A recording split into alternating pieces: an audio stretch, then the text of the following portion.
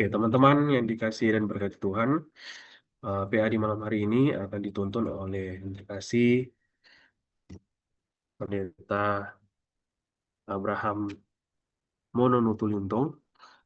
Pendeta merupakan saat ini berpelayanan di Jemaat Gemim Siloam Tonsek Lama Wilayah Tondano 4, dan juga pendeta saat ini merupakan Ketua DPC Gamki Kota Tomohon. Mungkin itu perkenalan singkat yang boleh kita sampaikan untuk memperkenalkan penuntun PA di malam hari ini. Jika mungkin ada perkenalan tambahan dari Pendeta Abraham, disilakan untuk melanjutkan. Ya, terima kasih atas kesempatan. Malam baik semua, Shalom. Ya, pertama mohon maaf karena Patris.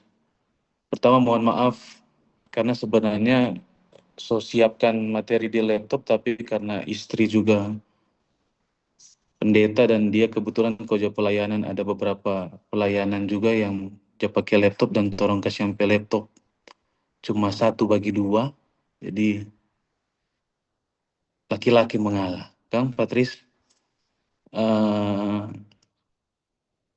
Tapi tidak menutup eh, kebahagiaan teman-teman untuk kemudian berdiskusi bersama.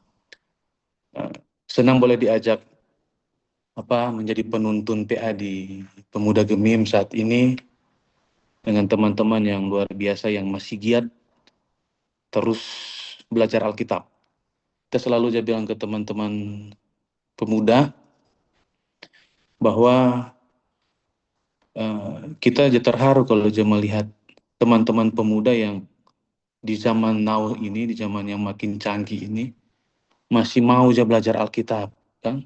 Di saat ngoni masih bisa memilih untuk ini malam tidur, atau ini malam misalnya ngoni jalan-jalan, ngoni meluangkan waktu untuk belajar Alkitab, itu luar biasa. Teknis PA yang biasanya dilakukan oleh Pemuda Gemim yang dikirim oleh Aprino beberapa hari yang lalu itu, saya hadir sebagai penuntun katanya. Penuntun berarti kerjanya menuntun, kan? Menuntun kalau di Kamus Besar Bahasa Indonesia itu artinya mengarahkan. Jadi yang berdiskusi di saat ini adalah orang semua, berarti yang kita pahami. Yang mendalami Alkitab berarti orang semua. Yang belajar Alkitab berarti di saat ini orang semua. Saya bertugas sebagai pengarah, ya, bukan yang paling tahu. Karena di sini kita lihat ada banyak juga penatua, teman-teman yang juga memang orang belajar Alkitab, Kang Patris. Tapi itu Recording in progress. Ada adik tingkat juga yang teman di teman di mana ini? Oh, tadi kita lihat nama, oh iya Wasti, kan, teman di Pasca Sarjana di program studi doktoral. Jadi saya hadir sebagai sebagai penuntun, ya, dan memang belajar mengajar yang ada saat ini kan dia berevolusi, tidak seperti belajar mengajar zaman dulu, kan, yang dimana ya satu belajar, satu pihak belajar, yang pihak lain itu mengajar, kan. Berevolusi, bergeser ke arah yang lebih modern, Merdeka Belajar yang menekankan partisipasi aktif, kan. Dan bacaan diskusi kita di saat ini dari Kolose pasal 3 ayat 5 sampai ayatnya yang ke-17. Judulnya Manusia Baru. Pertama, Kolose ini adalah surat, ya, surat dari Paulus kepada orang Kristen di Kolose. Saya mulai dengan menyampaikan penulis ini, Paulus, supaya kita tahu bersama siapa penulis. Pasti orang tahu Kolose ini surat dari Paulus. Saya mau menyampaikan ini supaya orang mengerti apa yang dimaksudkan penulis dengan Kolose pasal 3 ini. Sama dengan kalau teman-teman kirim surat Pak, teman-teman pasangan atau ke siapapun kan, kita akan tafsir sedapat mungkin apa maksud dari ngoni yang menulis surat itu. Ya. Kalau salah satu teori penafsiran, teorinya apa?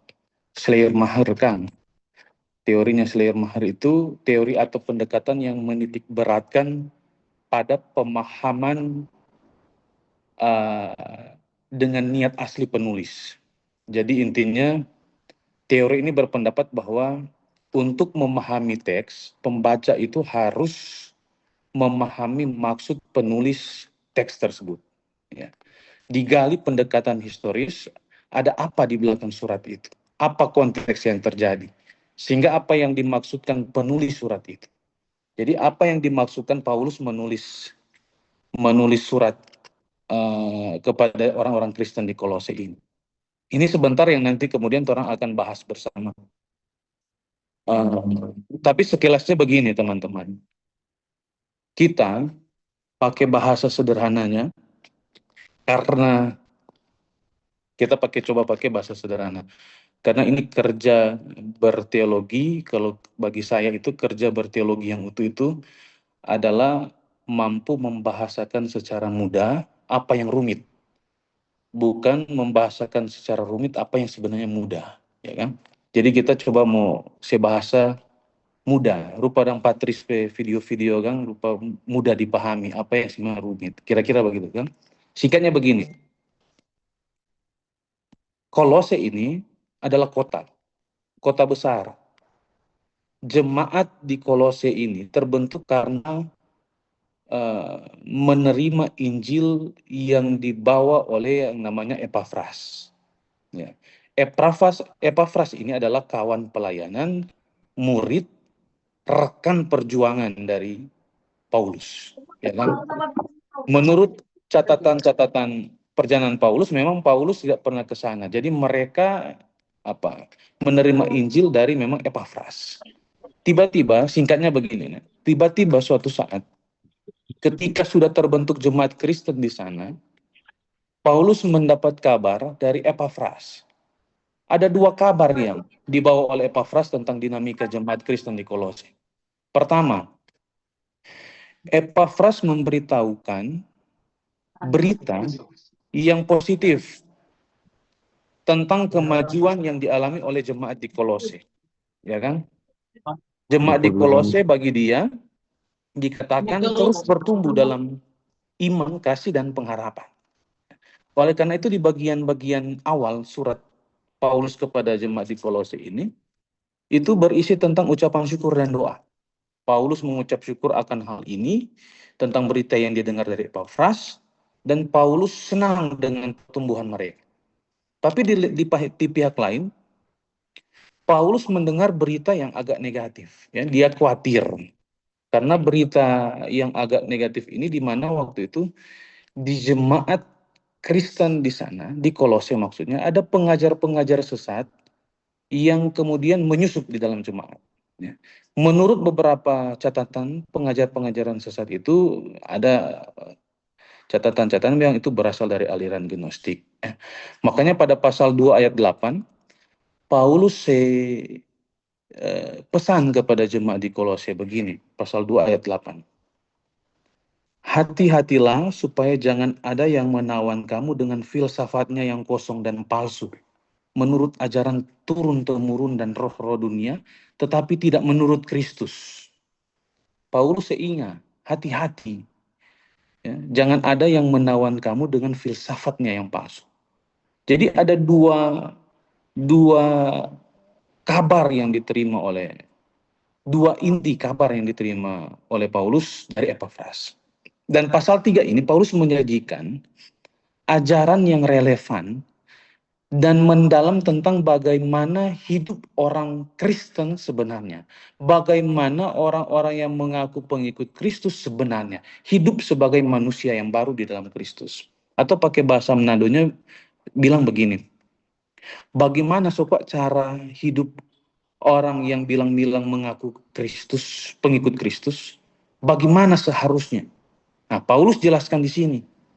Kalau pengikut Kristus berarti ngoni harus hidup baru, ya kan? Ngoni harus jadi manusia baru.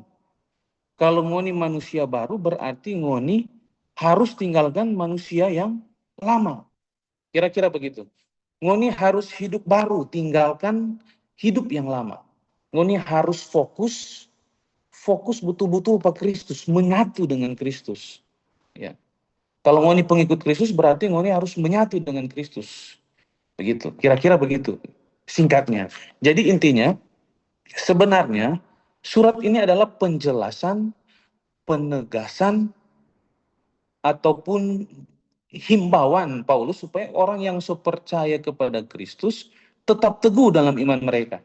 Jangan terpengaruh dengan ajaran-ajaran yang masuk, ajaran-ajaran sesat, ya, maka tertulislah pasal 3 ini. Kalau baca pasal 3 ini, kita pribadi ingin mengelompokkan menjadi 2 bagian. Beberapa catatan tafsiran juga ada yang 3 bagian, 2 bagian, ya. Kalau saya suka mengelompokkan 2 bagian.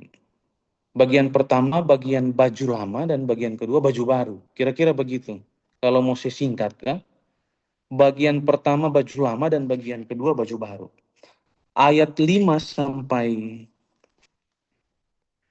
9 itu tentang mematikan sesuatu hal yang duniawi. Buka itu baju yang so basah dengan dosa. Kira-kira begitu kalau kita bisa bahasa Manado dan. Kemudian ayat 10 sampai 17 itu tentang pakai baju yang baru. Hidup dalam kebenaran dan pembaruan dalam Kristus. Itu ayat 10 sampai 17. Ya. Jadi ayat 5 sampai 9 itu tentang mematikan sesuatu yang hal-hal yang duniawi, ya. Buka tuh pakaian lama kalau pakai analogi pakaian, ya. Ayat 10 sampai 17 pakai tuh baju baru, manusia baru. Jadi begini, untuk pembagian-pembagian ayat ini tiap orang bisa membagi secara berapa bagian, beda-beda orang-orang. Kalau kita suka membagi 2 bagian saja. Manusia lama harus ditinggalkan dan manusia baru, pakaian baru itu harus dikenakan. Jadi begini, jika seorang jatuh di air, kita ada baca di artikel tadi, dia bilang misalnya orang jatuh di air di malam hari di musim salju. Salah satu hal pertama yang harus orang lakukan adalah selepas itu baju, kalau pas orang angkat pada dia. Ya. Bahan itu dingin pada dia, bisa bunuh pada dia, bikin dia sakit. Ya. Nah ada guna pas orang angkat di musim dingin, di musim salju, di malam hari dia so basah-basah, kon orang saya pakai selimut yang hangat. Nah ada guna. Kon orang saya pakai baju baru, nah ada guna. Tetap tuh baju basah itu akan bikin dia sakit di musim dingin, musim panas. Nah, mesti saya keluar itu baju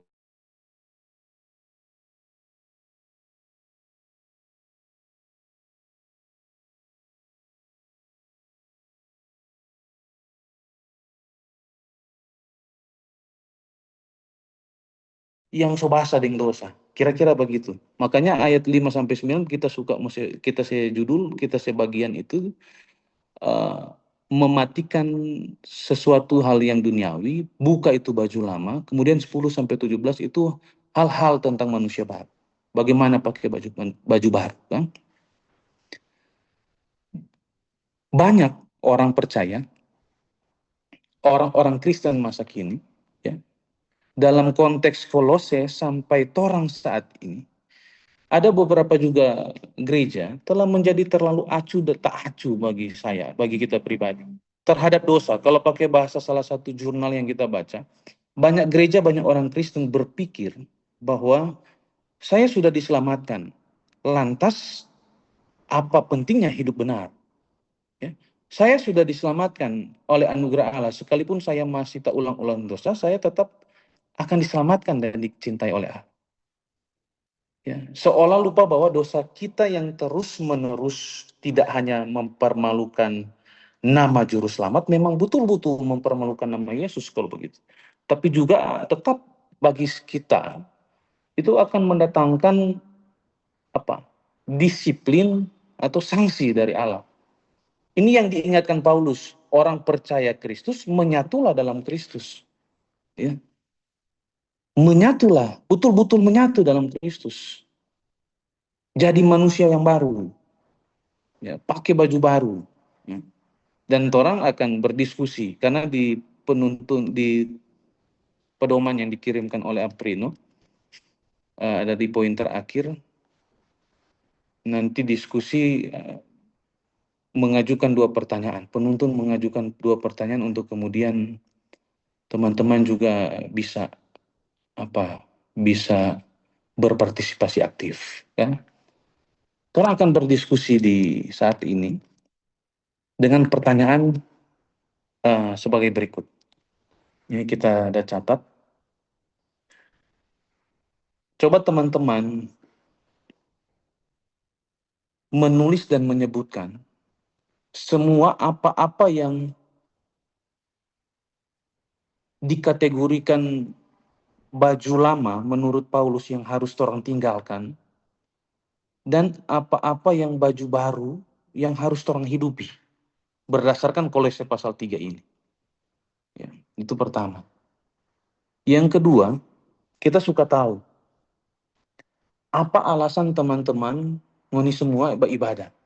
Di saat ngoni anak-anak muda seperti yang kita bilang tadi, boleh saja tidur, ya, bajalang dengan maitua, bajalang dengan paitua, ya, sleep call dengan maitua, sleep call dengan paitua. Patris ya, sleep call itu Patris. Ya enggak kan? Ya enggak kan? Ya. Di saat ngoni boleh pilih itu, bajalang dengan teman-teman keluar, kita suka mau cari tahu apa alasannya ngoni rajin-rajin beribadah seperti ini. Ya. Sebagai anak-anak muda yang hidup di zaman now. Ya. Dulu kita sebelum jadi pendeta, jujur, nak terlalu malas ibadah, nak terlalu malas, nak terlalu rajin, setengah-setengah, ya kan? Kalau kita mungkin di zaman itu, kok ada PA aja lewat Sumba gini, kita mungkin so tidur so, ya. Dan ini teman-teman ada ibadah, belajar Alkitab, cinta Alkitab, ya. Kira-kira apa alasan ini teman-teman beribadah seperti saat ini? Ya. Ketiga, bagaimana ngoni teman-teman pemuda Gemim secara khusus yang masih hidup melihat teman-teman pemuda yang lain yang masih hidup dengan baju basah dengan dosa, masih banyak melakukan dosa. Bagaimana ngoni melihat dorang? Ya. Melihat teman-teman yang banyak kali melupakan Tuhan, hidup tidak tertib sesuai dengan firman Tuhan. Pokoknya kategorinya masih banyak pakai manusia lama, masih belum bertobat. Bagaimana ngoni melihat teman-teman yang demikian? Kita suka mau cari tahu dan melihat pandangan teman-teman. Boleh Kang?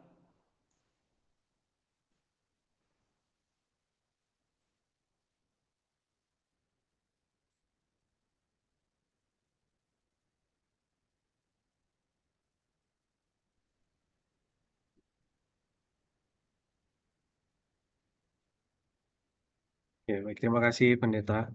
Mungkin teman-teman kita coba catat yang tadi pertanyaan, tiga pertanyaan untuk mengantar orang dalam sesi diskusi di malam hari ini dari Kolose pasalnya yang ketiga ayat 5 sampai 17. Untuk pertanyaan kita ada share di kolom chat. Mungkin jika ada teman-teman yang mau menjawab, boleh raise hand. Kemudian nanti kita tunjuk siapa yang akan menjawab, boleh mengaktifkan audio.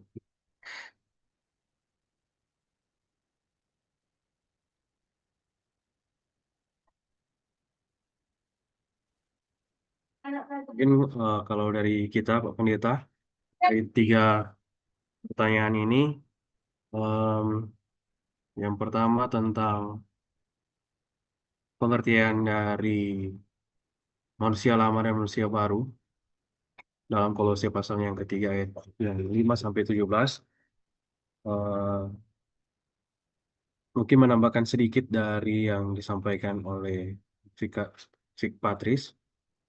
Manusia lama ataupun manusia baru artinya berbicara tentang uh, terompet identitas, karakter, cara hidup. Nah, kalau orang baca di ayatnya yang ke-5 dan juga ayatnya yang ke-6, itu sangat jelas bagaimana ciri-ciri manusia lama yang ingin disampaikan Rasul Paulus bagi orang di malam hari ini. Dan itu pun ketika orang masih dalam hidup manusia lama menggunakan baju yang lama, itu akan mendatangkan murka Allah. Karena apa yang orang lakukan itu tidak berkenan kepada Allah. Nah, berbeda dengan manusia yang baru. Manusia yang baru berarti hidupnya orang itu berbalik eh, 180 derajat. Artinya, terambil identitas, terambil karakter hidup, terambil cara hidup yang dari sebelumnya eh, penuh dosa ketika orang percaya kepada Kristus sebagai juru selamat pribadi, ini orang mulai dengan manusia yang baru. Hidup sebagaimana eh, Kristus mau orang hidup. Artinya pusatnya kepada Kristus, bukan lagi kepada dunia. Kemudian pertanyaan yang kedua, apa alasan orang memilih untuk ibadah ataupun PA seperti saat ini? Kalau dari kita sendiri, eh, merupakan suatu kebutuhan untuk eh, belajar akan kebenaran firman Tuhan.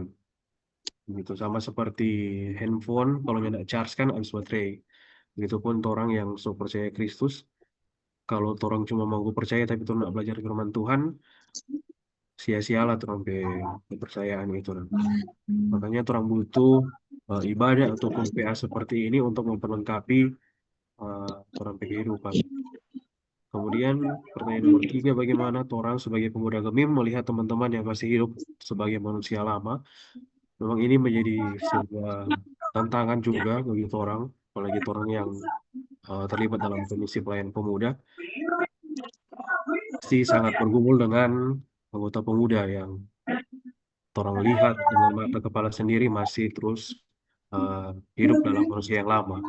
So, berbagai cara orang coba buat kegiatan pembinaan, tapi memang agak butuh waktu tidak dan tidak secepat membalikan telapak tangan. Tapi orang tetap berusaha, selain mendoakan, orang juga tetap berusaha eh, menjangkau, mungkin lewat beberapa kegiatan ataupun eh, kunjungan begitu ke teman-teman pemuda yang masih bergumul dalam dosa.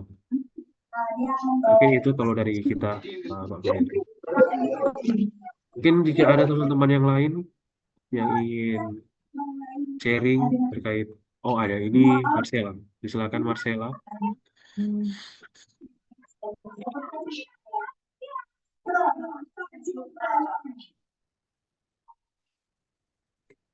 Shalom, selamat malam. Malam. Shalom, selamat malam. Terima kasih atas kesempatan yang diberikan.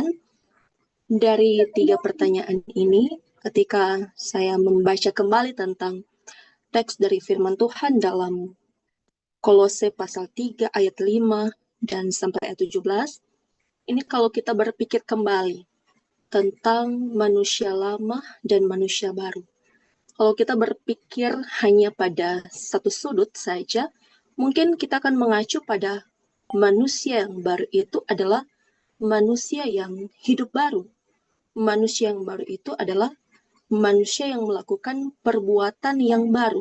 Tapi kalau kita melihat tentang bagaimana Rasul Paulus mau menyampaikan tentang pesan atau firman ini, itu bagaimana kalau kita menilai bagaimana cara kita untuk mengenal Allah. cara kita untuk mengerti karya Allah dalam kehidupan kita. Cara kita untuk senantiasa memahami Allah seutuhnya. Tentu dalam Amsal, dalam Mazmur selalu dikatakan bahwa hikmat Allah akan menuntun kita pada kebenaran yang sesungguhnya, pemahaman tentang Allah. Sehingga ini mengartikan cara untuk mengenal Allah, cara untuk memahami Allah, cara untuk mengerti Allah dalam kehidupan kita sebagai manusia. Itu yang pertama, kita harus mengenal diri kita sendiri. Mengenal diri artinya kita harus tahu apa yang menjadi fokus kita, tujuan mengapa kita ada di dunia ini, apa yang menjadi tanggung jawab kita sebagai manusia, apa yang menjadi fungsi kita di tengah kehidupan, baik itu dalam kehidupan jemaat, masyarakat, pergaulan, bahkan dalam kehidupan keluarga. Sehingga mengartikan di sini bahwa mengapa Rasul Paulus mau mengatakan tentang firman Tuhan, pola hidup manusia yang lama dan juga pola hidup manusia yang baru.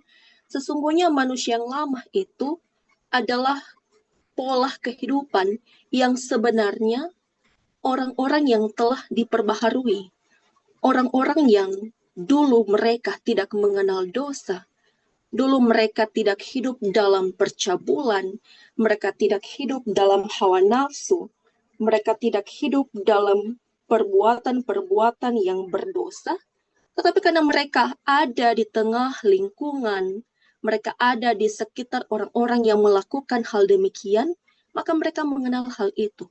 Mereka tahu bahwa ini adalah sesuatu hal yang baru yang harus dicoba. Maka manusia yang lama, menurut saya secara pribadi adalah manusia yang terpengaruh. Manusia yang telah hilang akan jati dirinya sebagai milik Allah. Manusia yang telah lupa tentang tujuan hidupnya sebagai orang yang akan dipakai Allah untuk memberkati orang lain. Sehingga manusia yang lama ini adalah orang-orang yang terpengaruh oleh berbagai keadaan dan lingkungan. Sehingga mengapa Rasul Paulus mau mengatakan tentang firman ini, artinya bahwa apa yang dipengaruhi, apa yang mempengaruhi, apa yang membuat kita jatuh, apa yang membuat kita tidak mengenal Allah lagi, apa yang membuat kita melupakan tujuan kita ada di dunia ini, maka itu harus dirubah. Kehidupan yang telah kita lakukan yang tidak berkenan di hadapan Allah, harus kita buat kembali hidup yang berkenan di hadapan Allah. Seperti dalam Injil, mengapa Yesus katakan, anak-anak seperti inilah mereka yang mempunyai kerajaan sorga. Karena kehidupan anak-anak itu, mereka tidak mementingkan tentang pribadi mereka. Tidak ada sifat egoisme, tidak ada kehausan, keserakahan. Sehingga mengartikan bahwa manusia yang baru sebenarnya adalah manusia yang kembali menyadari siapakah kita, Tuhan. Kita hanyalah milik Tuhan, ciptaan Tuhan, tapi kita diberikan anugerah yang besar oleh Tuhan, agar kita bukan hanya sekedar menjadikan yang hanya, tapi kita mampu untuk memberkati orang lain. Kemudian pertanyaan yang kedua, apa alasan untuk memilih mengikuti ibadah atau PA seperti saat ini? Saya baru pertama kali mengikuti karena berbagai berbagai kesibukan, tapi juga berbagai hal yang kalau mau lihat di daerah sekitar tempat tinggal saya ini, jaringan agak sedikit kurang baik, jadi sangat mempengaruhi untuk aktivitas melalui internet. Nah, yang pertama menurut saya bahwa saya mengikuti PA ini karena ajakan dari teman-teman saya. Kedua, PA ini karena membantu dan menopang dalam persiapan ibadah, baik itu ibadah minggu ataupun ibadah-ibadah yang berkelanjutan. Tetapi hal yang ketiga, yaitu untuk mengerti dan memahami tentang ajaran yang sesungguhnya. Karena kalau orang hanya mendengarkan khotbah, entah itu khotbah yang ada di media sosial, Facebook, YouTube, terkadang kita tidak dapat untuk cari tahu dulu. Apakah khotbah ini memang sesuai dengan firman atau hanya sekedar pemikiran dari sang pembuat khotbah, tidak melihat atau tidak merujuk pada yang sebenarnya akan disampaikan oleh Yesus Kristus, tapi karena apa yang menjadi kebutuhan di jemaat, contohnya karena mungkin salah satu jemaat mungkin dari persepuluhan atau juga dari kolekte ekstra dan lain sebagainya, persembahan kurang, maka pendeta itu berkhotbah, dia mengacu langsung bilang berikan persembahan yang banyak, itu sebagai bentuk rasa syukur, tidak melihat kembali apa yang menjadi pesan teks yang sesungguhnya. Maka PA ini sangat baik karena kita memahami dan mengenal kembali apa yang menjadi dasar firman, inti firman, agar firman yang membentuk kita, bukan kita yang mau firman itu mengikuti kehidupan. Kemudian bagaimana pemuda teman-teman yang masih hidup sebagai manusia lama. Kalau saya mengartikan teman-teman pemuda yang hidup masih dengan menggunakan sikap hidup, tindakan, perilaku yang tidak berkenan di hadapan Tuhan, mereka seperti berjalan tidak ada roh. Mereka hanya berjalan, tidak tahu tujuan, tidak tahu arah. Mereka hanya berjalan saja demikian. Sehingga ini mengartikan bahwa ada sesuatu hal yang miris ketika melihat teman-teman seperti itu. Dan melalui bagaimana firman Tuhan mengatakan manusia yang baru, yaitu manusia yang menyadari akan Allah dan mau melakukan akan apa yang menjadi perintah Allah, maka itu menjadi salah satu pekerjaan kita untuk menggembalakan akan teman-teman kita yang masih belum menyadari akan anugerah Allah. Mungkin itu saja. Terima kasih. Terima kasih Marsiala, boleh sharing di malam hari ini. Mungkin sebelum kembali ke Pak Pendeta, masih ada satu orang yang resen untuk menjawab pertanyaan-pertanyaan yang ada. Bolehkah Pak Pendeta satu orang ini sebelum diserahkan ke Pak Pendeta? Oke, silakan Vian, boleh mengaktifkan audio. Oke, Shalom Pena. Terima kasih atas kesempatan. Izin mati kamera karena jaringan agak bisa Pena. Tapi suara jelas ini. Jelas, jelas. Oke, terima kasih Pendeta dari 3 pertanyaan ini. Mungkin kita jawab satu-satu juga. Nggak panjang-panjang sih Pendeta. Tapi pada inti poinnya saja, menurut kita dari 3 pertanyaan yang Pendeta sampaikan di sini, secara pribadi apa yang torang maksud, seperti apa pengertian baju lama dan baju baru menurut Paulus dalam Kolose pasal 3 ini ayat 15 sampai 17. Kalau dari kita memang agak mirip kayak Pena Igi bilang tadi, ini sama dengan identitas. Kalau menurut kita, kalau dari baju lama ini melambangkan hidup sebelum diselamatkan Kristus. Karena kalau orang lihat dari pasal 5 sampai ayat 11, itu identitas yang dikuasai dosa. Ada hawa nafsu, keserakahan, amarah, fitnah, kata-kata kotor. Itu yang harus orang tinggalkan ketika memakai nantinya mau pakai baju baru. Kalau dari baju baru yang kita pahami di sini dalam torang konteks pembacaan, kalau dari kita untuk baju baru ini mengenakan manusia yang baru yang terus-menerus diperbarui. Karena kalau baju lama pakai baju baru, ini kalau dari kita Pendeta secara pribadi ndak gampang untuk hidup memakai baju baru atau orang diperbarui. Karena kalau kita melihat lebih spesifik di ayat 10, mengenakan manusia baru yang terus-menerus diperbarui. Karena sebagai manusia sadar, ndak gampang untuk meninggalkan dosa yang masih orang hidupi sebagai manusia sampai saat ini, ya sadar pun walaupun sebagai pelayan Tuhan terkadang masih melakukan hal-hal dosa. Nah, kalau kita lebih berpatokan di ayat 10, di sini mengingatkan orang untuk terus-menerus diperbarui, terus berproses. Walaupun orang jatuh, bangun, tetap orang masih diperbarui oleh Roh Kudus, diingatkan lagi. Itu kalau dari kita di pertanyaan nomor 1. Dan pertanyaan nomor 2, apa alasan teman-teman memilih untuk ibadah atau PA seperti saat ini? Kalau kita lebih konteks ke orang PPA, pertama kita merespon soal karya keselamatan, karena kita sadar tidak semua orang punya kesempatan yang sama. Kita sadar kita karena anugerah Tuhan kita diselamatkan. Makanya hal-hal untuk rajin ibadah, rajin PA itu respon torang untuk karya keselamatan yang Tuhan berikan.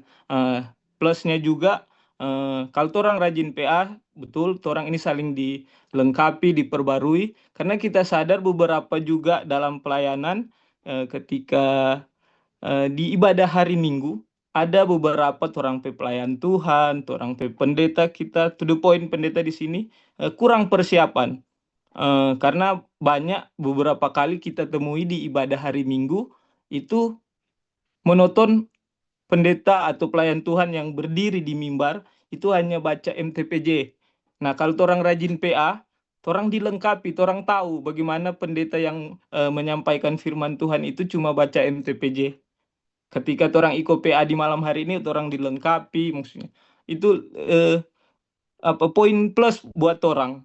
Orang boleh nanda asal-asal menyampaikan firman Tuhan. Ketika orang sebagai komisi, sebagai penatua, dapat jadwal di minggu berjalan itu, orang sadar bahwa masih banyak memang orang pendeta, lebih spesifik di Gemim, karena kita hampir tiap hari Minggu pelayanan di gereja Gemim. Beberapa gereja yang kita pindah-pindah, pada umumnya banyak pendeta atau pelayan khusus yang berdiri di mimbar itu rata-rata baca MTPJ. Nah, bersyukur PA Pemuda Gemim itu memfasilitasi orang boleh PA. Nah, ini poin-poin yang kalau dari kita dapat apa alasan kita untuk rajin ikut itu PA. Dan untuk poin yang ketiga, melihat bagaimana orang melihat teman-teman yang masih hidup dalam manusia lama. Kalau orang lihat orang konteks pembacaan firman Tuhan di malam hari ini yang perlu orang backing, yaitu di orang sebagai manusia baru. Terkadang memang kalau orang lihat tompe tamang-tamang yang masih hidup dalam dosa, inti pertama orang langsung judge, orang langsung bilang dorang kok begini-begini, langsung menghakimi dong. Padahal dalam orang PA di malam hari ini mengingatkan orang tentang belas kasihan, kemurahan, kerendahan hati, kelemah lembutan, saling mengampuni dan kasih. Mar pada realitanya orang terkadang melihat teman-teman orang yang masih hidup di manusia lama, orang lebih dulu langsung judge. Nah, mungkin dari lewat orang PPA di malam hari ini, orang diingatkan lagi untuk lebih merangkul. Kalau lebih spesifik lagi, orang PPA di malam ini, dari orang data, banyak sekali penatua pemuda, cuma sedikit yang dia ikut ini. Jadi boleh orang panggil, kasih ingat bahwa ikut PA di malam hari ini bagus, banyak hal yang perlu akan orang dapat. Mungkin itu dari kita pendeta. Terima kasih. Terima kasih banyak, Pian, boleh sharing. Yang terakhir, pendeta, ada yang budget kita baca juga sebelum kita serahkan ke pendeta. Dari Revert Amos Walangitan. Manusia yang lama adalah mereka yang tidak mengenal Kristus. Karena tidak mengenal Kristus, mereka hidup dalam dosa. Analogi baju lama. Manusia yang baru adalah mereka yang sudah mengenal Kristus, yang sudah diselamatkan karena sudah mengenal karya selamat dalam Kristus. Manusia baru dikuduskan oleh Roh Kudus dan pasti hidupnya berbuah dalam tindakan yang nyata dan berusaha menjauhi dosa. Ini analogi mengenakan baju baru.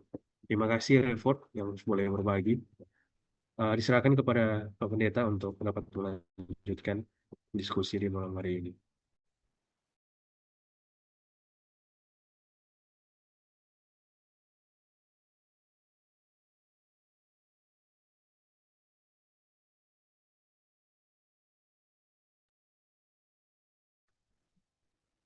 Ya, terima kasih teman-teman yang sudah berpartisipasi aktif. Penatua ini dapat dengar? Ada Pendeta, ada. Oh iya. Wajah juga kelihatan ini, Pena? Ya, jelas. Oh iya, oke. Nggak hilang-hilang kan? Ya. Kalau teman-teman melihat, tadi ada pertanyaan nomor 3, kita kok suka mau cari tahu teman-teman cara pandang tentang orang-orang, manusia-manusia yang masih hidup sebagaimana mereka tidak mengenal Kristus. Kan kita suka mau lihat teman-teman cara pandang tentang mereka. Kalau teman-teman melihat ada teman-teman pemuda, orang-orang yang masih hidup dalam dosa, ya kan, masih hidup sebagaimana mereka tidak mengenal Kristus, betul tadi bilang, gembalakanlah, ya. Bukan hakimilah, ya kan. Kita selalu suka menyampaikan ini kalimat, orang ini gembala satu dengan yang lain, bukan hakim satu dengan yang lain. Kira-kira begitu kan? Orang gembala satu dengan yang lain. Jadi apalagi orang sistem bergereja juga ini kan, orang bisa saya sebutkan, orang gembala satu dengan yang lain, saling menggembalakan kan, bukan hakim satu dengan yang lain. Orang kan gereja, saya suka membahasakan, mendefinisikan bahwa orang ini persekutuan orang-orang yang berdosa, yang diselamatkan, yang dibenarkan oleh Allah. Jadi persekutuan orang-orang berdosa itu orang semua.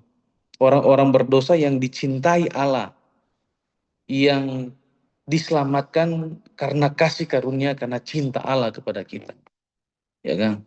Makanya tugas kita adalah saling menggembalakan. Kalau ada teman-teman yang masih memakai pakaian yang lama, mengaku pengikut Kristus rupa hidup sebagaimana manusia yang lama, belum mengenal Kristus, maka gembalakanlah mereka.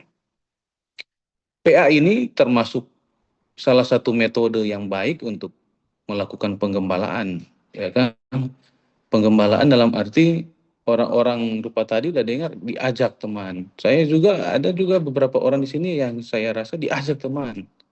Ya, daripada orang bikin hal yang lain, yang kemudian bisa orang semua tabalotak dan teman, atau bagaimana bikin dosa, lebih baik orang belajar Alkitab, belajar kitab suci. Dan sebagaimana pesan firman Tuhan lewat surat Paulus tadi untuk di jemaat di Kolose, itu pula kiranya menjadi pesan buat orang semua, orang Kristen di masa kini, anak-anak muda, kan? Pemuda-pemuda Gemini.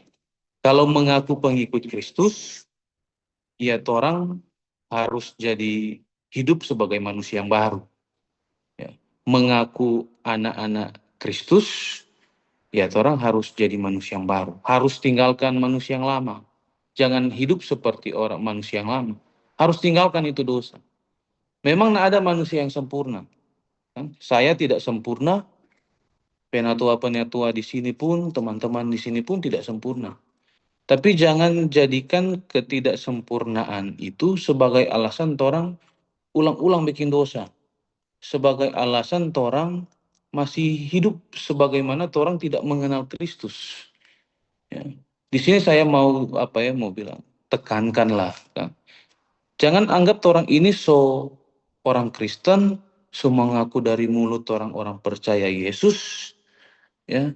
Kontorang bebas dari disiplinnya, atau kita pakai bahasa tadi, sanksi-sanksinya dari Tuhan. Belum tentu. Iman tanpa perbuatan adalah mati, kan? Kalau di khusus Kolose pasal 3 tadi yang orang baca tadi, ayat 6 bilang begini. Ayat 5 dan 6 berkata begini, karena itu matikanlah dalam dirimu segala sesuatu yang duniawi, yaitu percabulan, kenajisan, hawa nafsu, nafsu jahat, dan juga keserakahan yang sama dengan penyembahan berhala. Semuanya itu mendatangkan murka Allah. Ya. Semuanya itu mendatangkan murka Allah. Jangan kira orang Kristen di Kolose, ngoni jadi Kristen, kong kemudian ngoni masih hidup dalam manusia yang lama, kong itu bebas dari murka Allah. Itu kan Paulus mau bilang, jangan anggap begitu. Ya.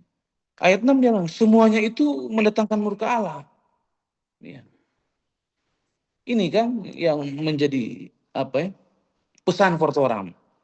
Mengaku dan mengimani orang pengikut Yesus yang telah diselamatkan oleh Dia, itu berarti juga orang siap tinggalkan itu manusia lama itu. Baju lama.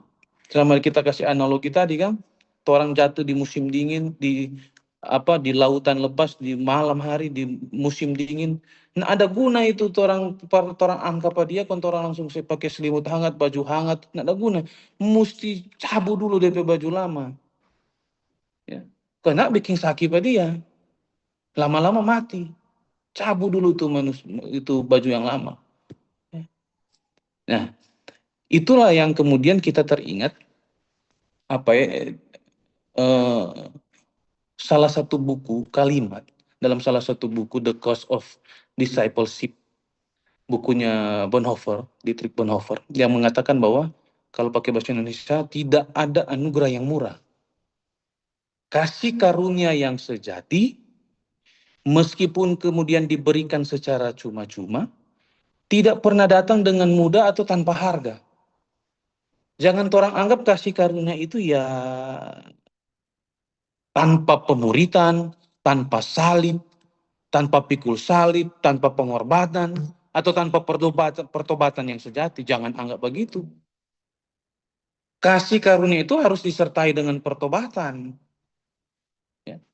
Kita suka selalu bilang apa? Karena pengampunan dosa selalu harusnya berjalan bersama dengan pertobatan. Kalau masih bikin dosa, stop. Stop jo sama itu. Ingat jo ayat 6 bacaan bilang tadi apa? Semuanya itu mendatangkan murka Allah. Biar orang seorang Kristen.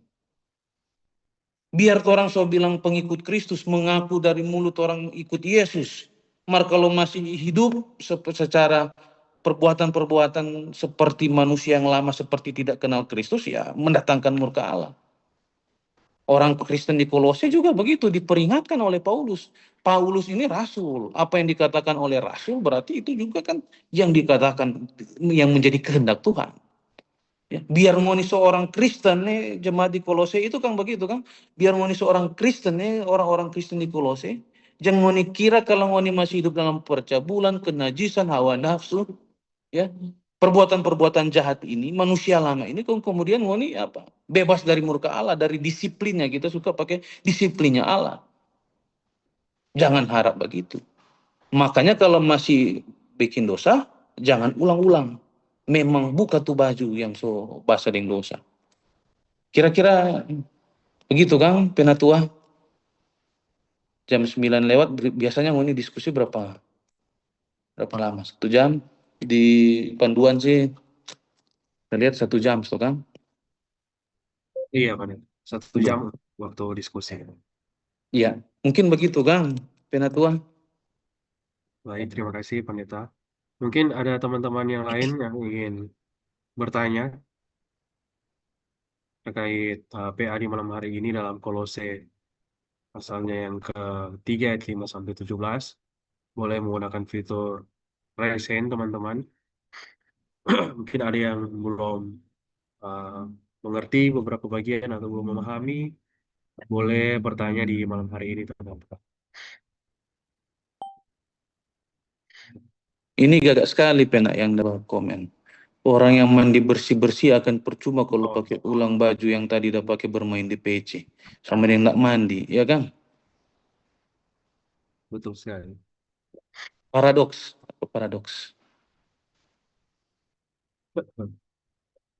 Ya, mungkin teman-teman yang lain ada yang ingin bertanya atau sharing, disilakan teman-teman. Karena ini waktunya diskusi, jadi silakan jika ada yang ingin bertanya ataupun sharing, tolong sama-sama belajar di malam hari ini teman-teman.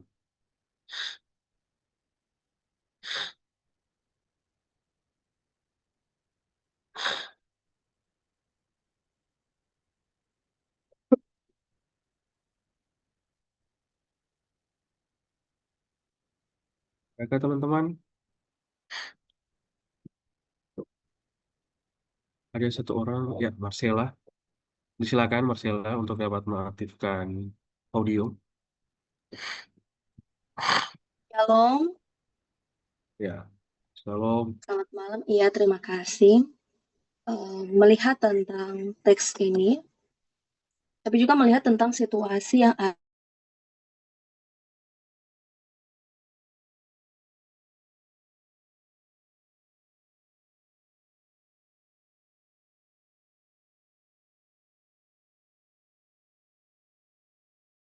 satu pertanyaan dalam kehidupan saya tentang the silence, tentang kisah para misionaris yang mengabarkan di tanah Jepang. pada tahun sekitar 1500-1600-an.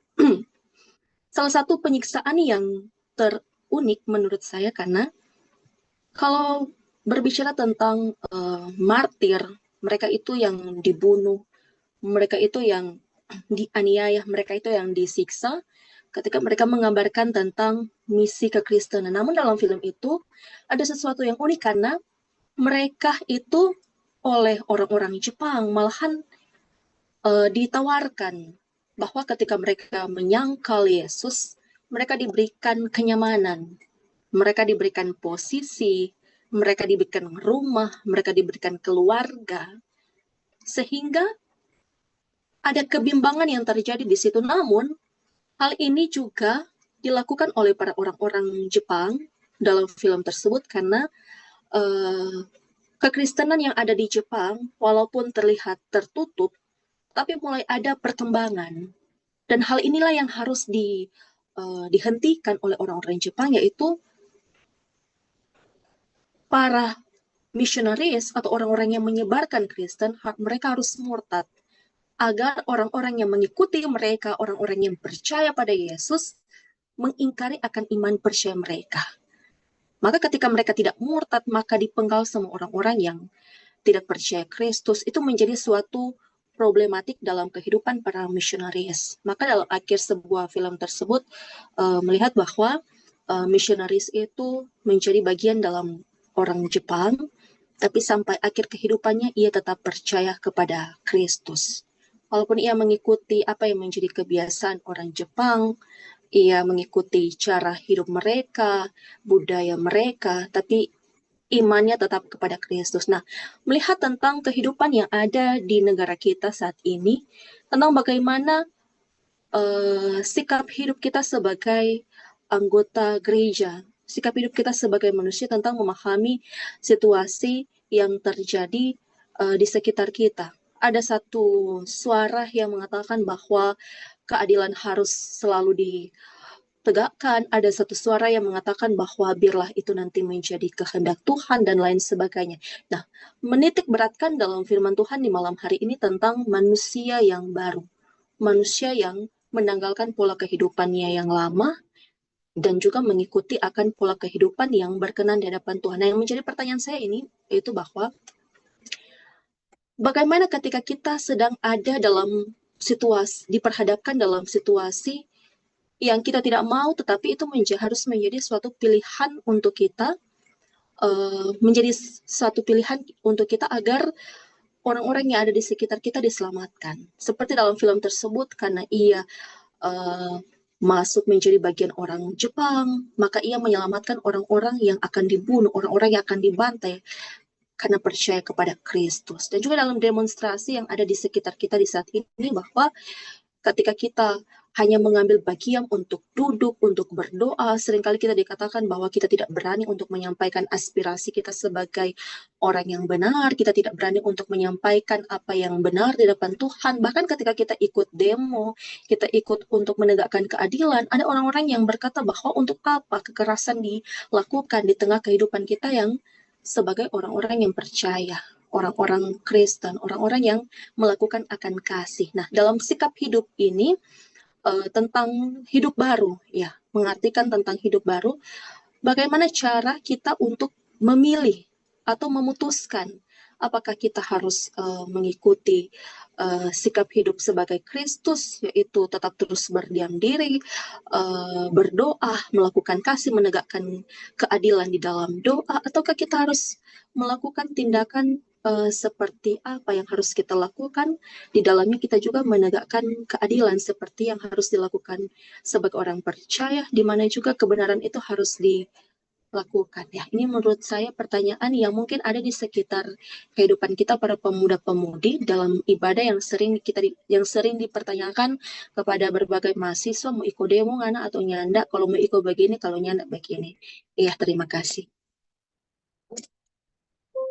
Baik, terima kasih Marcella. Mungkin bisa langsung ke Pak Pendeta untuk menanggapi.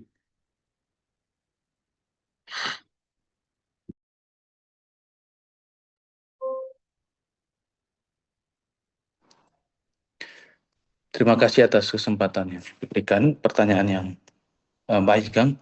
Di keadaan terjepit, di satu sisi orang berpandangan keadilan harus ditegakkan, di lain sisi orang berpandangan biarlah itu kehendak Tuhan, ya kan? Di sini sebenarnya orang hanya bisa merenung bagi kita pribadi. Bagaimana ketika kita sedang berada dalam situasi yang tidak baik, mari kita harus melakukannya, ya kan? Kalau dalam teori-teori pendekatan etika Kristen itu jahat tapi apa boleh buat, kira-kira begitu kan? Jahat tapi apa boleh buat? Ada di dunia, ya kan? Kita sekali lagi tidak untuk menilai, ya, tidak untuk menilai, tapi kita malah dari pertanyaan Marcella tadi itu kita terpikir ada banyak hal di dunia ini yang orang sering dengan pilihan seperti itu. Ya. Banyak sekali hal, personal maupun hal-hal yang berkaitan dengan orang prinsip-prinsip hidup. Nah, kita teringat begini. Kita pernah menulis tentang hukuman mati di Indonesia.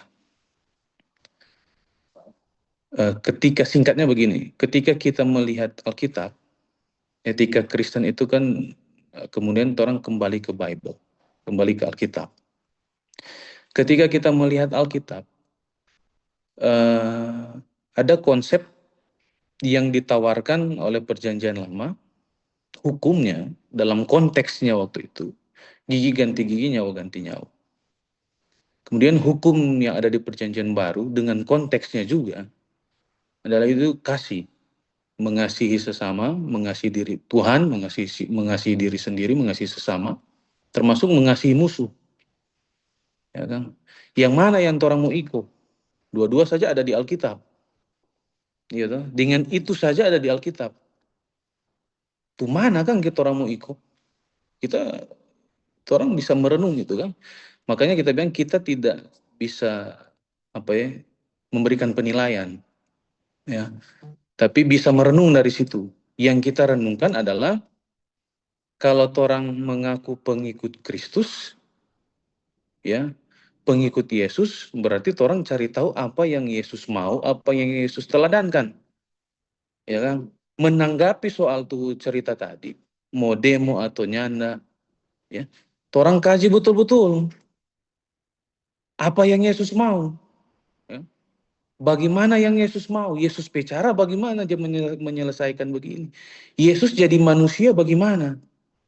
Ya kan? Kalau dia jadi manusia, dia bikin bagaimana? Bikin apa? Itu yang orang kemudian bisa renungkan dari situ. Intinya apa? Belajar dari Yesus. Ya. Dengan saja kita contoh dengan hal tadi itu di Alkitab, di dalam kitab suci Alkitab saja, menanggapi satu hal bisa berbagai macam jawaban. Ya. Boleh, karena gigi ganti gigi, nyawa ganti nyawa, itu Alkitab ada bilang. Dengan konteksnya sebenarnya. Boleh, tidak boleh, karena Yesus bilang kalau hidup ini mesti kasih itu musuh. Kalau dapat tempeleng itu pipi satu, kasih itu pipi satu. Begitu kan. Dengan satu hal saja orang bisa ada berbagai macam jawaban dalam Alkitab. Itu yang kita bilang. Sekali lagi, orang harus ikut apa kata Yesus. Demo, begitu kan. Apalagi yang seperti pertanyaan Marcella tadi, ya. Di satu sisi keadilan harus ditegakkan, di satu sisi juga biarlah itu itu menjadi kehendak Tuhan. Ya. Kita mau jawab, mari yang kita tahu kalau berdasarkan Kolose pasal 3, ya, karena pembahasan orang Kolose pasal 3. Kalau ayat 8 bilang, tetapi sekarang buanglah semuanya ini, yaitu marah, geram, kejahatan, fitnah. dan kata-kata kotor yang keluar dari mulutmu. Jadi kita merenung dari Kolose pasal 3 nih Marcella, karena pembahasan orang dari Kolose pasal 3. Tetapi sekarang buanglah semuanya ini, yaitu marah, geram, kejahatan, fitnah, dan kata-kata kotor. Mungkin memperjuangkan keadilan itu wajib. Mar kalau memperjuangkan keadilan lekong kemudian so ada marah di situ, ada geram di situ, ada kejahatan di situ, ada fitnah di situ. Ya, ada kata-kata kotor yang jaka keluar dari situ rupa orang jalia-lia, kemudian orang yang memperjuangkan keadilan maksud bikin-bikin ini bagi Kolose pasal 3 itu kejahatan. Ayat 8 jelas tertulis nih. Tetapi sekarang buanglah itu. Semuanya itu marah, geram, kejahatan, fitnah, dan kata-kata kotor yang keluar dari mulutmu. Ya. Janganlah kamu saling mendustai, karena kamu telah menanggalkan manusia lama serta kelakuannya. Mungkin bagi kita itu, kita bilang ya keadilan harus ditegakkan. Marah, menyampaikan keadilan juga, menyerukan juga itu jangan sampai orang bikin dosa. Karena itu yang Yesus mau, termasuk bacaan orang Kolose pasal 3 tadi, saya bilang begitu. Enak sekali pertanyaan begini, mau panjang kok sebenarnya kan, terbatas oleh waktu. Kira-kira begitu. Makasih.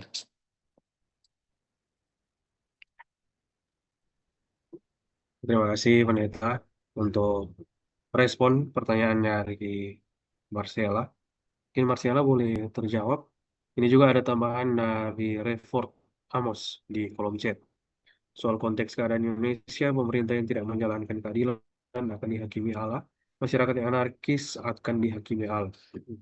Soal solusi supaya banyak orang bisa selamat, etika moral tidak bisa menyelamatkan. Yang menyelamatkan hanya Kristus, etika moral yang baik adalah buah dan respon syukur. Maka khotbahkan Kristus dan langsung dosa di atas mimbar. Soal siapa yang menerima itu urusan Roh Kudus. Ya, terima kasih, Rayford, yang boleh merespon juga pertanyaan dari Marcella. Mungkin Marcella boleh terjawab pertanyaan yang tadi.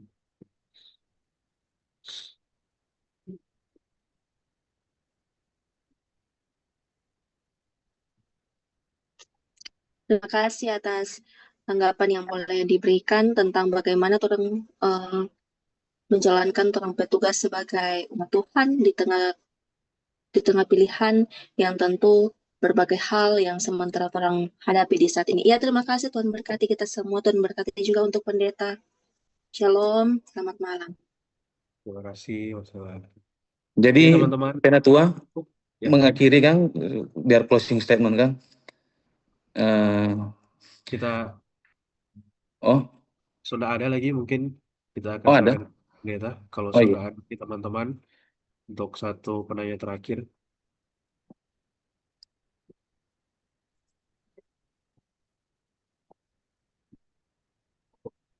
Oke, yang terakhir dari Vian Sujai. Boleh Pak Pendeta? Mas. Oke, silakan Vian.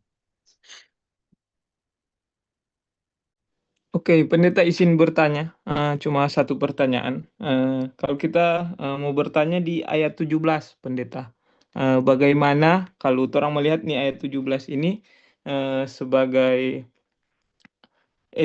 fondasi etika Kristen, karena melakukan segala sesuatu dalam nama Tuhan Yesus. Bagaimana DP prinsip ini pendeta dalam ayat 17 ini?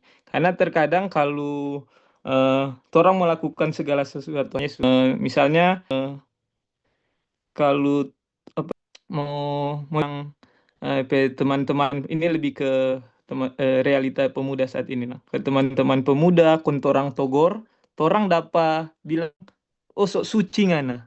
Nah, bagaimana DP prinsip secara benar untuk torang mau menyampaikan, menanggapi ketika torang menyampaikan sesuatu ke teman-teman pemuda yang mungkin torang pikir baik atau belum tentu baik pada orang, nang gitu, pendeta. Bagaimana melihat di ayat 17 ini, nang, pendeta?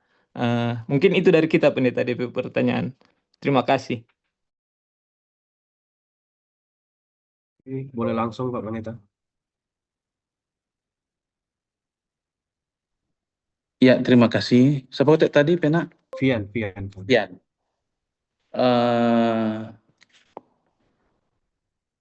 gimana ya mau bilang, ada kalimat bilang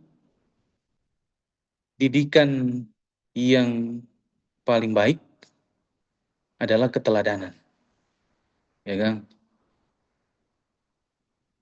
Contoh yang paling baik adalah keteladanan. Makanya ayat 17 bilang, dan segala sesuatu yang kamu lakukan dengan perkataan atau perbuatan, lakukanlah semua itu dalam nama Tuhan Yesus. Jadi, kalau mau kaitkan dengan pertanyaan tadi, melihat ada teman-teman yang masih bikin dosa dan orang mau coba bilang akan, kemudian orang bilang sok suci kan, itu kembali seperti yang kita bilang tadi kan, orang ini gembala satu dengan yang lain, bukan hakim. Jadi kata-kata juga, cara, metode juga, pendekatan itu juga harus sebagai gembala, bukan sebagai hakim. Kalau di dunia hukum, pengacara pendekatannya berbeda dengan dunia hakim, kan? Kejaksaan beda juga pendekatannya. Ya. Orang gembala, ya. Pendekatan, metode, kalimat-kalimat, caranya itu juga harus sebagaimana gembala. Gembala satu dengan yang lain, ya kan? Dan ingat, didikan, bimbingan yang paling seperti yang kita bilang tadi, yang paling baik itu adalah keteladanan. Jadi bukan cuma berkata, tapi juga bukan cuma berbuat, harus berkata dan berbuat, ya kan? Perkataan dan perbuatan. Kalau cuma perbuatan tanpa perkataan juga bisa tidak maksimal. Kalau cuma perkataan tanpa perkataan dan perbuatan, dan semuanya ini harus orang lakukan di dalam nama Tuhan Yesus. Harus orang berdoa. Jadi kalau ada lihat teman-teman yang masih begitu, ya doakan, ya kan? Jadi maksudnya kalau kita merenungkan, ini kan Vian tadi ajak orang merenungkan pada ayat 17 ini kan, dalam nama Tuhan Yesus ini, ya orang mendoakan, ya kan? Orang saya tunjung dengan perkataan, orang saya tunjung dengan perbuatan, orang juga bawa itu kepada Tuhan Yesus lewat doa. Kalau merenungkan dari pertanyaan dari Vian, hal itu juga yang sebenarnya apa? Yang dilakukan oleh Rasul Paulus. Ya, di pasal 1 itu dia mengucap syukur kepada Tuhan dan dia mendoakan, dia bilang dia mendoakan jemaat-jemaat Kristen, orang-orang Kristen di Kolose. Kemudian dia apa? Dia menasihati, kemudian dia mengingatkan pada bagian surat, pada bagian-bagian selanjutnya. Jadi seingat lewat perkataan, perbuatan, dan bawa dalam doa. Mungkin itu Kang Vian, singkatnya begitu Kang. Pena, Oke, boleh? Pendeta. Terima kasih, terima kasih. Oke, terima kasih Vian untuk pertanyaan. Dan saat ini sesi diskusi telah selesai dan ada closing statement dari Pak Pendeta. Setelah closing statement, kita akan menutup PA dengan doa. Diminta kesediaan dari Pak Pendeta untuk dapat menutup dengan doa nanti setelah closing statement. Disilakan Pak Pendeta. Ya, teman-teman pemuda, kalau closing statement cuma singkat. Kalau rasa masih ulang-ulang bikin dosa, bertobat juga, ya kan? Karena jangan ulang-ulang minta maaf, ulang-ulang minta maaf ke Tuhan, ulang lagi tuh dosa. Sedangkan orang nak tahu kapan Tuhan hari, ya kan? Sedangkan orang nak tahu kapan Tuhan mau panggil pulang buat orang. Ya, jangan kira tuh mau kembali kepada Dia, orang mau mati itu nanti tua, ya kan? Sebagai pemuda gemim, jangan pakai waktu muda ini untuk hal-hal yang melakukan dosa. Selayaknya ngoni rupa nak hidup, rupa tidak kenal Kristus. Hiduplah seperti ngoni percaya Kristus, dan ngoni perbuatan-perbuatan selayaknya ngoni percaya Kristus. Kira-kira begitu Kang. Pemuda gemim jadi betul-betul jadi obor pembangunan. Tuhan memberkati. Makasih semua penatua Virgi host, dan semua penatua, semua teman-teman yang ada di ruangan ini. Enak sekali mau berdiskusi terus. Kalau tadi ada pertanyaan bagaimana tuh soal di keadaan terjepit, aduh enak sekali ini mau diskusi kan, karena kita pribadi juga sampai saat ini biar pendeta, mari juga pendeta di organisasi, ya, aktivis kan, mantan aktivis dulu, ya. Jadi itu yang kita bilang tadi. Tetap orang harus ikut apa kata Yesus, ya kan?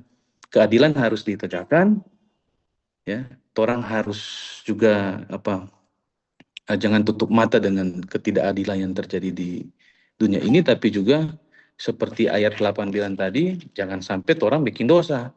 Ada maras itu, ada geram, ada kejahatan, ada fitnah, ada kata-kata kotor. Nah, itu maksud tidak disukai Allah. Ayat 6 bilang, semuanya itu mendatangkan murka Allah. Yang pemuda gemim obor pembangunan. Tuhan berkati. Makasih semua.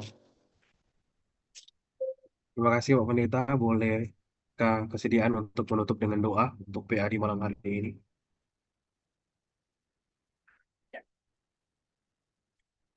Teman-teman, terima kasih belajar bersama orang, dan orang akan bersyukur kepada Tuhan di dalam doa. Mari kita satu dalam doa, kita berdoa. Ya Allah Bapa yang kami muliakan, makasih banyak Tuhan. Kami pemuda-pemudi Gereja Masehi Injili Minahasa. Sebagian kami yang berkumpul bersama di ruangan Zoom ini, kami boleh belajar Alkitab bersama, kami boleh belajar apa yang Engkau kehendaki, apa yang dimaksudkan oleh firman-Mu dalam Kolose pasal 3 ayat 5 sampai 17. Tuhan, berkatilah hidup kami semua, anak-anak muda yang terus mendekatkan diri dengan Tuhan, yang terus mencintai firman Tuhan, yang terus ingin belajar dengan kitab suci. Tuhan, berkatilah hidup kami semua, dan berkati hidup kami bersama dengan orang tua kami, keluarga kami masing-masing. Dalam studi kami, dalam pekerjaan kami, dalam seluruh aktivitas kami senantiasa dilindungi dan diberkati Tuhan. Tetap ingatkan kami Tuhan, supaya kami mengisi hari-hari hidup kami sebagai anak-anak muda yang mengaku pengikut-pengikut Kristus untuk tetap hidup sesuai dengan kehendak-kehendak Tuhan. Hidup sebagaimana manusia-manusia yang mengenal Tuhan. Terima kasih banyak Tuhan, diberkatilah kami semua, diberkatilah host, Penatua Virgi, diberkatilah hamba-Mu ini, diberkatilah kami semua dari sekarang sampai selama-lamanya. Di dalam nama Tuhan Yesus kami berdoa.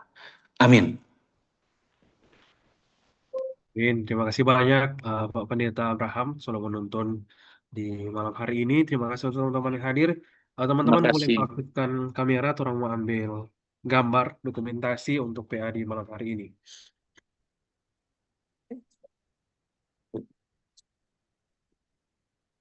Bolehkah teman-teman yang lain dapat mengaktifkan kamera untuk dokumentasi di malam hari ini?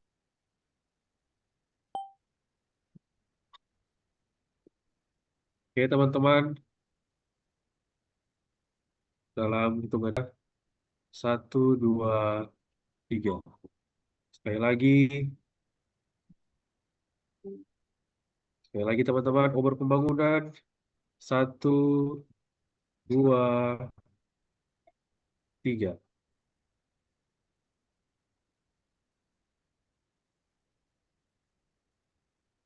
Oke. Ya, terima kasih. Sehat-sehat Terima kasih semua. teman-teman. Makasih Terima kasih semua. Pak Terima kasih pendeta, Tuhan berkati. Terima kasih Pak Pendeta. Terima kasih. Pak Tristo mau bawa slip call kan? Pendeta. Terima kasih semua. Terima Sampai kasih, jumpa teman-teman. lagi. Ya. Diskusi berkati. Info terakhir Ya. teman-teman, ada kegiatan LKP 3G diperpanjang September 2025. Teman-teman yang mau ikut boleh langsung segera mendaftar atau lihat postingan di Pemuda Gemim. Terima kasih. Ya, terima kasih. Izin pamit. Selamat malam. Tuhan berkati. Selamat Terima malam. kasih.